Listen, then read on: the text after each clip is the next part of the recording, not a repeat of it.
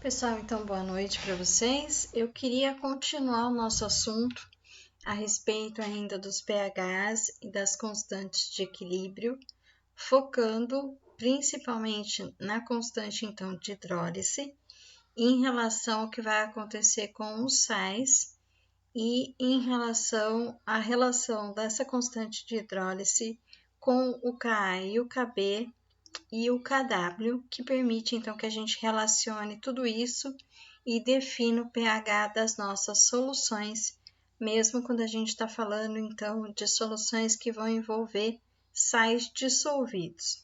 Então, um último pedacinho que é um pouco mais complicado de entender é quando a gente tem um sal que é oriundo de um ácido fraco e também de uma base fraca. Então, esse daqui seria o exemplo, por exemplo, né? Seria o caso do acetato de amônio. Então, o ácido que deu origem ao sal acetato de amônio é o ácido acético, que é um ácido fraco, e a base que dá origem ao acetato de amônio é o hidróxido de amônio, que é uma base fraca. Nessa situação, o pH final vai depender também da constante de hidrólise, mas para que a gente saiba, então, se vai ter como resultado um excesso de H+, ou um excesso de OH-, aqui a gente vai ter a dependência dos Ks envolvidos. Quando o ácido fraco é o que deu origem ao sal, a gente já sabe que a solução vai ser uma solução, quando a gente dissolve o sal, que é então oriundo de um ácido fraco, a gente já sabe que o pH vai ser básico. Quando a gente dissolve um sal e esse sal ele é oriundo de uma base fraca, a gente já sabe que o pH vai ser ácido. Agora, quando esse sal é oriundo de um ácido fraco de uma base fraca, a gente depende dos valores de Ka e de Kb. Então, eu queria reforçar esse ponto, né? E mostrar então como é que a gente faz essa relação. Então, aqui, olha, eu tenho o contraíon, que seria então o resultado aqui. Eu tenho o meu sal dissolvido, tá? Então, meu sal era o MA, tá bom? Nesse exemplo genérico. Aí dissolveu o eletrólito forte, dissociou total, liberou Ma+ e A-. Então, tanto a base conjugada do sal quanto o ácido conjugado que veio do sal sofre hidrólise, tem um equilíbrio aqui que vai ter um K de hidrólise, a gente vai ter a formação então da base fraca e vai liberar o H+, que é o que sobra aqui da própria água. Na parte, então, da base conjugada, eu vou ter também a reação com a água, liberando o OH- e resultando, então, em HA. As constantes que vão estar envolvidas são as constantes de equilíbrio da própria água, então, KW, da base fraca, que é o KB, do ácido fraco, que é o Ka, e a própria constante, então, de hidrólise, que vai ser o resultado dessas reações.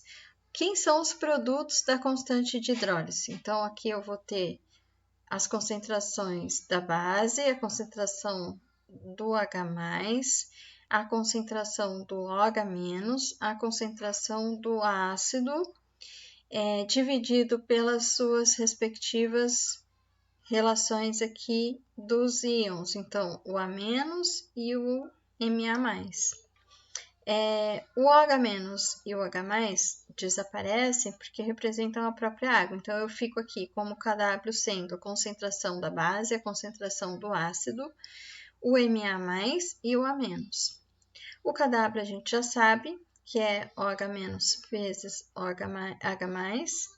O Kb, então, é da parte da base, tá aqui a reação, então, concentração dos produtos dividido pelo reagente. O Ka também a gente já sabe, o formato é sempre o mesmo, qualquer constante, o formato é o mesmo, que a gente precisa é escrever a reação e colocar os produtos dividido pelos reagentes. Então, aqui no Ka eu tenho concentração de H+ vezes A- dividido pela concentração do próprio ácido fraco. Então, tá aqui. Bom,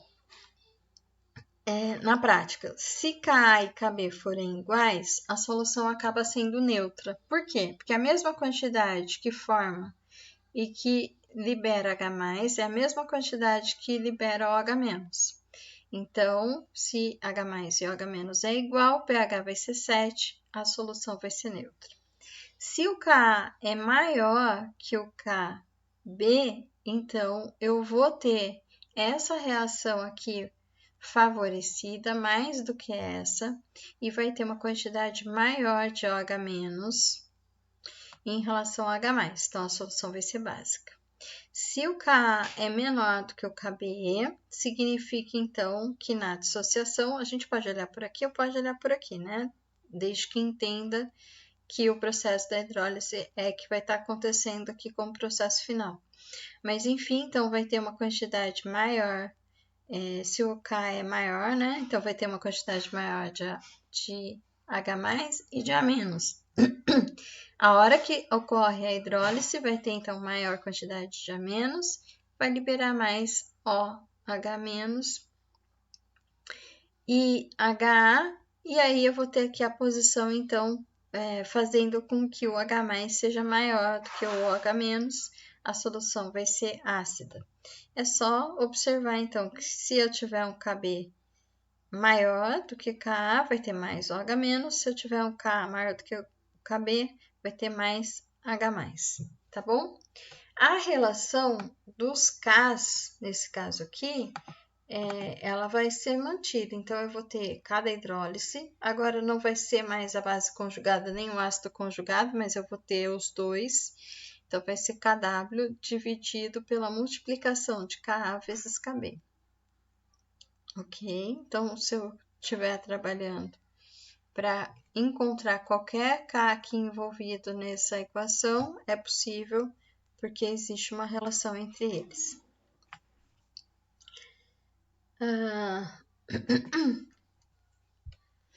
A gente vai conseguir encontrar também o grau de hidrólise. Então, o grau de hidrólise vai ser a quantidade que vai estar hidrolisada na reação de hidrólise. Aqui eu vou substituir, então, as concentrações por x, então vai ficar aquele famoso x². E aqui embaixo eu vou ter a quantidade que reagiu, então vai ser 1 menos x. Isso é elevado ao quadrado, porque vai acontecer, então, duas vezes, né? Uma multiplicada pela outra. Esse grau de hidrólise vai ser independente da solução, da concentração da solução, e vai, então, depender somente das dissociações, tá bom? Entendido esse pedacinho do sal, a gente agora consegue entender melhor a formação do tampão. Então, o tampão ele existe em solução justamente por conta desses equilíbrios conjuntos. Quando a gente teve o primeiro contato com solução tampão, abreviadamente ou sucintamente, a gente explicou que era uma solução que se forma com ácido fraco e o seu sal, ou uma base fraca e o seu sal. Mas que, na verdade, o que importa são as constantes de equilíbrio desses processos. Então, a solução tampão vai ter como característica prática o fato de resistir a pequenas adições de ácidos ou de bases fortes, porque, na verdade, vai ter esse equilíbrio se deslocando nos sentidos correspondentes, de acordo com o próprio princípio de Le Chatelier, e então fazendo com que aquela alteração de pH, de fato, não resulte em uma alteração específica de pH, tá? Então, aqui era só para a gente confirmar, né? Então, na aula passada, daqui a pouco eu volto aqui, porque eu vou precisar ajustar a tela. Então, retornando aqui para essa que estava ajustada já, daqui a pouco eu vou para aquela lá. Então, aqui, o que faltou da aula passada para a gente terminar esse conceito foi só trabalhar um pouco melhor com esses equilíbrios agora, na equação, então, para identificar o cálculo do próprio pH. Eu não vou deduzir essa fórmula de maneira específica, mas acreditem que se a gente fizer as substituições com tudo que a gente já sabe em relação aos Ks, então aqui o exemplo é de um tampão ácido, né? Então eu vou ter um Ka. Então, se eu substituir o Ka e fizer os devidos rearranjos aqui, o que acontece é que a concentração, então, de sal, por conta de ter esse novo equilíbrio, que é o ácido mais o sal, né, presente na solução, vai fazer com que exista uma mudança nessa quantidade de A-, que seria a base conjugada desse ácido fraco, e aí eu vou ter, então, como resultado para o cálculo do pH, a influência, sim, do Ka, né?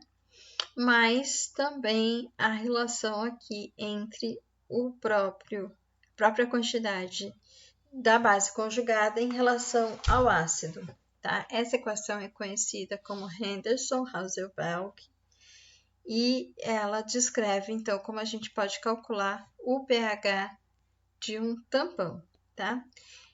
Essa razão aqui, às vezes, em alguns tampões específicos, ela não tem um ácido protonado fraco, como está descrito aqui. Na verdade, a gente pode ter, por exemplo, 2 tipos de sais presentes, desde que eles formem esses equilíbrios nas respectivas reações. Então, vai ser possível fazer um tampão com outras espécies, e não só um ácido e uma base e o sal.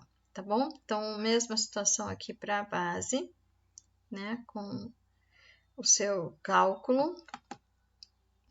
E aqui um exercício, então. Então, o hipoclorito de sódio é um ingrediente de vários alvejantes, tem sido bastante falado, né? Essa história do hipoclorito, por conta do coronavírus, inclusive. E aqui está sendo usado esse exemplo. Então, eu tenho uma solução tamponada com pH 6,20. Eu quero saber a razão entre a própria base conjugada e o ácido fraco, tá? O Ka do ácido hipocloroso é 7,53. Então, o que eu preciso fazer para resolver esse exercício aqui, né? Eu vou escrever a reação da dissociação aqui do sal. Vou escrever a hidrólise, que vai formar, então, esse ácido fraco. E vou escrever a equação, então, de pH, né? Que é a equação em si. Então, aqui eu vou ter, ó, a dissociação agora desse ácido, que vai ser o produto dessa hidrólise aqui do sal, que é o ácido fraco envolvido. E vou ter a base conjugada desse ácido fraco. Essa equação de Henderson, a gente pode usar ela já pronta, né? Não precisa deduzir. Vou substituir aqui o valor de pKa, que já foi dado no exercício. O pH, que também já foi dado, que é o valor final aqui. Então, tá aqui, pH, pKa. E o que eu quero saber é justamente essa razão para ter esse pH. Então, eu vou resolver. Passo o 7,53 para cá. Então, deu menos 1,33, ficou igual a essa relação aqui, né? Essa razão. Para que eu tire o log, eu vou, então, colocar como se fosse o logaritmo é base 10, então é 10 elevado a menos 1,33, que é a operação inversa do log. Então, tá aqui, 10 elevado a menos 1,33. E aí, resolvendo aqui a conta na calculadora, eu vou ter a relação entre o OCl- e o HOCl, tá? Então, essa razão que está sendo pedido aqui é 0,047, ok? Para que a gente possa ter, então, esse pH. Se tivesse pedindo para fazer o cálculo de como preparar isso no laboratório, eu teria que dizer, então eu vou colocar uma concentração tal aqui que vai dar esse valor. Então, o que eu faria? Substitui esse daqui por 1, vai dar 0,047. Então, significa que eu teria que ter 1 e 0,047 aqui. Na prática, depois a gente arredonda, né? E vê que pode ser, por exemplo, então eu coloco 1 ml desse da mesma molaridade, né? Para 1000 desses, e assim pode ser várias formas de preparar, desde que seja mantido então essa relação do 0,05 praticamente, tá bom? 1 para 500 e assim por diante. Aí aqui um outro exercício agora para a gente ver o efeito da adição do ácido em um tampão. Então aqui eu quero saber quanto que vai mudar o pH se eu adicionar 10 ml de HCl 1 mol por litro em uma solução que já tem 0,1 mol por litro de ácido acético e 0,1 mol por litro de acetato de sódio.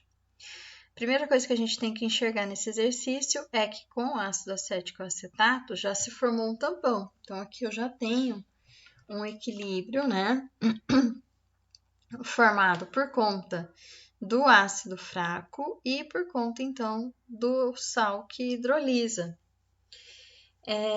O Ka, né, do ácido está sendo fornecido, então eu consigo usar a equação de Henderson para calcular esse pH e depois ver quanto que vai mudar aqui com a adição do ácido forte, tá?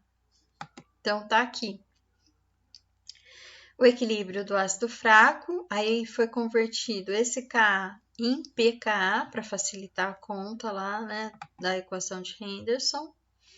Aqui o ajuste de número de mols, para que a gente leve em consideração também, né, as diluições, já que aqui está sendo dito que foi colocado 10 ml. Então, aqui quantos mols foram colocados? Então, eu coloquei aqui ó, o número de mols. 0,1 vezes 1 tem 0,1 mol do ácido acético e tem 0,1 mol do próprio, então, porque aqui é 0,1, aqui é 0,1, então tem 0,1 mol do próprio ácido e do acetato. E de H+, quanto tem? Tem 1 vezes 0,01, porque aqui então eu tinha 1 mol e aqui eu coloquei 10 ml, tá? E aí, eu calculo então quanto que essa adição aqui do H+, que veio do ácido clorídrico, que é um ácido forte totalmente dissociado, fez mudar nessa relação aqui. Então, aqui vai descontar uma quantidade, porque o H+ agora vai estar nesse equilíbrio, e vai adicionar aqui, porque agora o H+ vai estar contribuindo para esse equilíbrio aqui, que já liberava H+, mas que agora, então, tem uma quantidade somada. E aí eu faço a equação. Então, aqui eu coloquei o sal em cima, 0,09 já corrigido, e 0,11 embaixo, e a equação continua no mesmo formato, pH igual pKa mais o log, então, da concentração do sal dividido pela concentração do ácido. 7,76 menos essa razão aqui, né?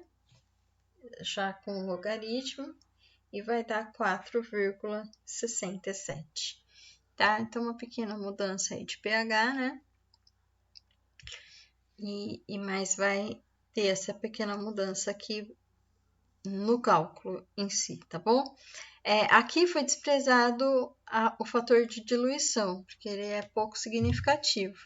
O que a gente tem que fazer, então, é a conta da quantidade de mols, né, que está sendo acrescentado, e mudar a quantidade, então, que vai entrar aqui na nossa equação para conseguir saber o pH final, ok? Um outro cálculo que também a gente enxerga, sabendo essas relações de equilíbrio, é o efeito tampão. Então, quanto que o tampão vai aguentar? O mesmo volume de HCl adicionado em 1 litro d'água, que tem um pH 7, levaria a uma solução para pH 2, alterando em 5 unidades de pH.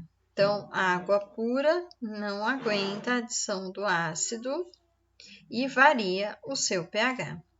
Porém, quando a gente faz essa adição do ácido em um tampão, o pH agora vai mudar bem menos. Quanto ele muda? Bom, todo tampão vai ter uma capacidade tamponante. Essa capacidade tamponante tem a ver com a faixa de pH aonde aquele tampão vai ser mais efetivo. E vai estar ao redor justamente do pK do ácido que está sendo usado. Então, o pH, que é a faixa de pH onde o tampão tem a sua capacidade, vai ser pK mais ou menos 1. Se a gente olhar exemplos, então a gente tem aqui, por exemplo, ó, aqui já tem um exemplo de capacidade junto com o grau de dissociação. Tá, então peraí, que aqui a gente vai ter então misturas, né, monobásicos e dibásicos para a gente ver, monopróticos e dipróticos, essas capacidades que vão mudar um pouquinho.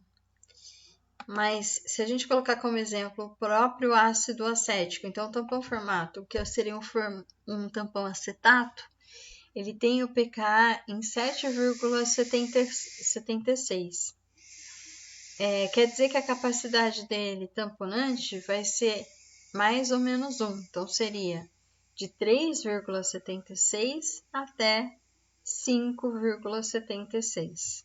Tá bom? Ok? É quanto ele vai aguentar, então, da adição de um ácido ou de uma base fraca. Pessoal, então o último assunto que eu queria tratar nessa aula é sobre o que vai acontecer com esses equilíbrios ácido-base quando eu não estiver falando de água como solvente. Então, é claro que a gente pode preparar então várias soluções e vários meios onde a água não é o nosso solvente principal ou não é o solvente presente. E, em geral, a gente sempre está falando que o pH é em água, né? A nossa referência é essa. Mas o que acontece quando não temos água como solvente? Então, aí a gente vai ter algumas situações diferentes. Pode existir, sim, equilíbrio ácido-base em outros meios que não sejam os aquosos, e as características particulares daquele solvente que a gente estiver usando vai mudar a reação e, portanto, o equilíbrio e, portanto, o que vai estar acontecendo. Então, quando a gente tem solventes diferentes, duas características são importantes de serem avaliadas, que é a constante da autoprotólise e a constante dielétrica desse solvente. A constante de autoprotólise reflete o que vai acontecer em relação à característica desse solvente, se ele vai ser anfiprótico ou aprótico, e, portanto, se ele vai ter uma afinidade por prótons ou não. Então, solventes próticos são polares e têm como característica principal a capacidade de fazer uma espécie de ligação conhecida como ponte de hidrogênio ou ligação de hidrogênio, né? Com outro solvente que é também polar, por exemplo, a própria água. Um solvente aprótico não tem essa característica, então seria um solvente totalmente adverso, né? A água, que não interage com a água, que não tem nenhuma afinidade com ela, e um exemplo disso seria o hexano. A constante dielétrica reflete a capacidade de separar cargas, isto é, evita a formação de pares entre íons de cargas opostas. Então, um primeiro tipo de solvente, a gente já consegue perceber que são aqueles que têm afinidade por prótons. E um segundo tipo de solvente são aqueles que não têm afinidade por prótons. A característica aqui de elétrica vai separar também os solventes em aqueles que têm a capacidade de separar cargas e os que não têm. Dessa forma, a gente consegue ver 4 classes distintas para esses solventes. A primeira classe seriam os anfipróticos, que são polares, têm um comportamento similar ao comportamento da água, então eles têm próton e têm afinidade por prótons, então metanol, o ácido fórmico e misturas que vão envolver álcoois e a própria água. Quando a gente tem a dissolução ou a gente coloca, né, um ácido fraco em um solvente anfiprótico, vai ter a mesma interação aqui do hidrogênio do ácido com o próprio hidrogênio do solvente. Então, a gente vai formar algo similar ao que seria formado na água, que é o íon hidrônio, e vai liberar a espécie que seria a base conjugada daquele ácido, tá bom? O Ka está escrito aqui na forma de atividades, mas eu não vou entrar em detalhes nesse momento sobre essa característica. Aqui vocês podem manter como pensamento que seria, então, a concentração dos produtos dividido pela concentração dos reagentes, ok? O tratamento formal vai ser igual, basicamente, ao que a gente dá para o que acontece em água. Só para vocês terem uma ideia, vai mudar bastante o K. Então, aqui o ácido acético em água, ele tem um K de 4,75. Em metanol, ele tem um K de 9,7. E em etanol, ele tem um K agora que é de 10,4, tá? Quanto maior o K, mais fraco é o ácido. Quer dizer que o ácido acético é mais fraco em etanol do que ele era em água. Basicamente é isso. Só para comparação, né? Então, também temos aqui outros Ks nesses respectivos solventes, mostrando, então, que tem uma diferença. Uma segunda classe, então, de solventes seriam aqueles anfipróticos também, só que apolares. Então, um exemplo aqui vai ser o ácido acético glacial, o ácido acético como solvente e um ácido comum sendo dissolvido nesse solvente vai ter uma interação, só que agora o próton não vai dissociar essa espécie. Num segundo momento vai acontecer a dissociação da base conjugada, né, que é o A-, e aqui então teria o ajuste desses equilíbrios. Esse seria esse primeiro equilíbrio, que é quando eu tenho a conjugação das duas espécies, e aqui quando tem a dissociação. Como eu disse, eu não vou entrar em detalhes aqui das atividades, isso vai acontecer numa outra oportunidade, outra disciplina, tá? Então, aqui a gente vai ter uma constante dielétrica que é bem menor, tá? E por isso que tem essa mudança entre a primeira classe e esse daqui. Aqui também tem uma mudança de Ka previsto, né? E em solventes de constante dielétrica maior que 30, a formação do par íon é desprezível e o tratamento acontece como se fosse em água, então acaba ficando igual ao que é na água. A dissociação vai ser função, né? Quer dizer, vai depender justamente dessa constante dielétrica, tá? Uma terceira classe são os solventes polares, que são apróticos, que são conhecidos como dipolares apróticos. Então, aqui eu teria, por exemplo, dimetilsulfóxido, o DMF e outros que solvatam os cátions, mas eles não têm, então, o hidrogênio para parear. Os protopróticos seria, como exemplo aqui, acetonitrila, nitrobenzeno, que tem pouca capacidade de solvatar os cátions e formar pontes de hidrogênio. Então, aqui tem um exemplo também do Ka agora em acetonitrila para o ácido acético e para o ácido acético em dimetilsulfóxido, tá mostrando que existe uma grande variação. Uma quarta classe seria os solventes apróticos apolares, que são chamados de inertes. Então, aqui a gente tem o benzeno, o tolueno, o hexano. Eles não têm capacidade de formar pontos de hidrogênio, eles não têm ligações de hidrogênio, né? Eles não têm constante de elétrica, ou constante de elétrica é baixa, né? Normalmente menor que 10, e acabam não interferindo nessas reações que vão acontecer entre os nossos ácidos. Então, o tratamento aqui é diferenciado, não tem o próton para interagir também, né? Para formar o par.